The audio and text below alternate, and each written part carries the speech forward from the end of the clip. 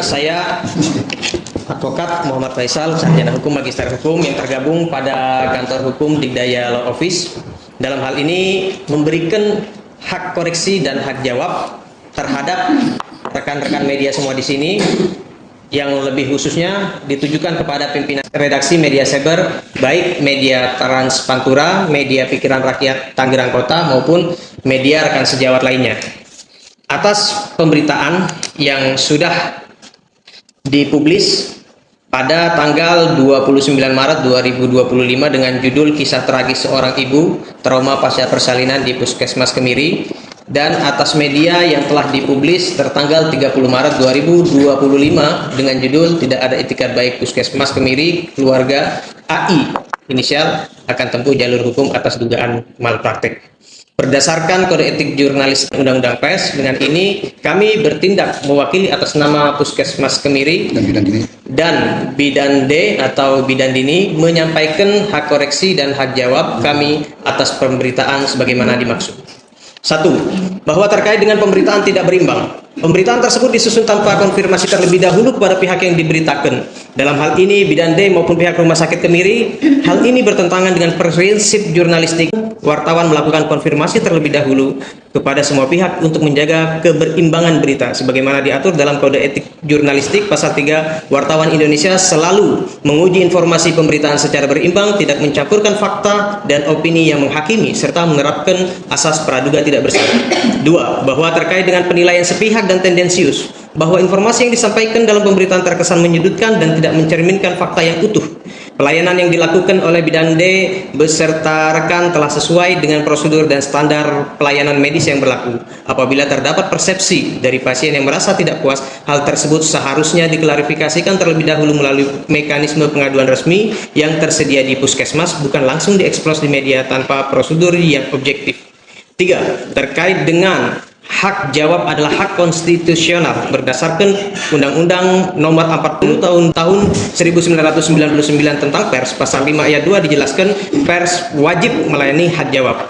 Maka kami menuntut kepada redaksi sebagaimana yang telah mempublikasikan dalam hal ini memberikan hak koreksi dan hak jawab dalam bentuk pemberitaan yang proporsional sebagaimana mestinya untuk menjaga keadilan dan nama baik tenaga kesehatan yang telah bekerja melayani masyarakat dengan sungguh-sungguh. 4. Bahwa upaya klarifikasi dan mediasi bahwa Puskesmas Kemiri sangat terbuka terhadap masukan, kritik maupun laporan masyarakat, dan kami memiliki mekanisme pengaduan yang dapat digunakan untuk menyelesaikan persoalan pelayanan. Apabila terdapat laporan resmi, kami siap melakukan evaluasi dan klarifikasi secara profesional, termasuk memfasilitasi secara baik antara pasien dan tenaga kesehatan. 5. Untuk hak koreksi, kami memohon agar kiranya judul pemberitaan dapat dikoreksi agar tidak bersifat menghakimi pihak puskesmas dan Bidan D karena faktualnya tidak ada dugaan malpraktik terkait proses persalinan melahirkan terhadap pasien inisial IA. 6. Sebagai hak jawab, kami dapat sampaikan hal-hal sebagai berikut. 1. Bahwa terkait dengan pemberitaan di mana Bidan D langsung melakukan episiotomi tanpa persetujuan keluarga, padahal proses persalinan dikabarkan sudah berjalan lancar dan bayi hampir lahir secara normal. Bahwa perlu kami sampaikan sebagai bentuk hak jawab, bahwa berita tersebut tidak benar karena pada faktualnya adalah Bidan D tidak pernah melakukan episiotomi atau membuat sayatan pada antara vagina dan anus, namun robekan tersebut terjadi karena adanya laserasi lahir atau robekan yang terjadi pada vagina dan perineum yang terjadi secara spontan, alami, dan bukan karena episiotomi. Yang kedua, bahwa terkait dengan pemberitaan yang menyampaikan bahwa proses persalinannya berlangsung tergesa-gesa, tindakan episiotomi dilakukan secara tidak rapi hingga mengenai area dekat anus. Bahwa pemberitaan demikian tidak benar karena faktualnya adalah pada saat pasien datang ke puskesmas sudah pembukaan 3 dan ketuban dalam keadaan normal, dan selanjutnya tindakan yang dilakukan oleh Bidan D dan rekan-rekan dilakukan pemeriksaan 4 jam, kemudian pembukaan 8. Selanjutnya pada 1 jam setelahnya dinyatakan pembukaan sudah lengkap ataupun pembukaan 10, kemudian dilakukan penanganan proses persalinan sesuai dengan SOP dan sesuai dengan prosedur medis, sehingga dengan jeda waktu yang cukup lama selama pasien sejak datang, bagaimana mungkin diasumsikan telah melakukan perbuatan dengan tergesa-gesa.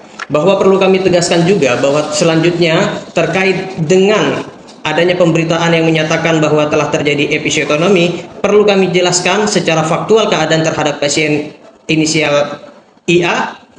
Bidan D tidak pernah melakukan episiotomi atau membuat sayatan pada area antara vagina dan anus atau jalan lahir. Namun robekan tersebut perlu kami jelaskan itu terjadi karena adanya laserasi jahitan atau robekan yang terjadi pada vagina akibat secara spontan alami dan bukan karena episiotomi.